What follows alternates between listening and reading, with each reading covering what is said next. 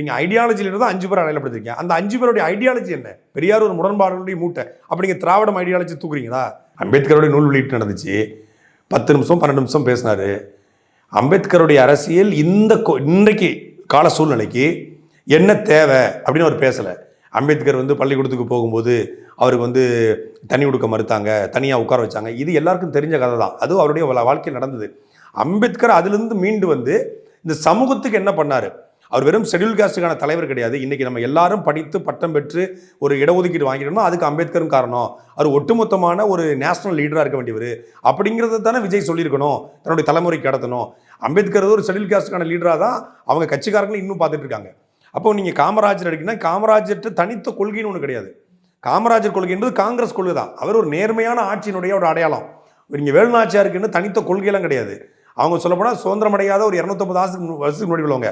இன்றைக்கி இந்த திராவிடங்கிற ஐடியாலஜியோ இல்லை தமிழ் தேசியங்கிற ஐடியாலஜியோ அவங்களுக்கு தெரிஞ்சிருக்க வாய்ப்பு இல்லை.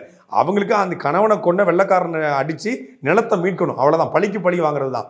அப்போ அதுலேருந்து நாங்கள் வீரத்தை எடுத்துட்டோன்னு சொல்லலாம். அவங்க ஒரு ஐடியாலஜி லீடர்னா நீங்கள் ஐடியாலஜி லீடர் தான் 5 பேர் அடையாளப்படுத்திருக்கீங்க. அந்த 5 பேருடைய ஐடியாலஜி என்ன? அம்பேத்கர் ஒரு ஐடியாலஜி, அதில் மாற்றுக்கிறது இல்லை. அதில் இருக்கக்கூடிய பெரியாருக்கு தனித்த ஐடியாலஜின்னு ஒன்று கிடையாது. திராவிடம் ஐடியாலஜின்னு ஒரு சொன்னாலும் கூட பெரியார் ஒரு முரண்பாடுடைய மூட்டை. அப்போ நீங்கள் திராவிடம் ஐடியாலஜி தூக்குறீங்களா? அப்போ திராவிட ஐடியாலஜி நீங்கள் தூக்குறீங்கன்னா நீங்கள் ஏன் திமுக எதுக்குறீங்க?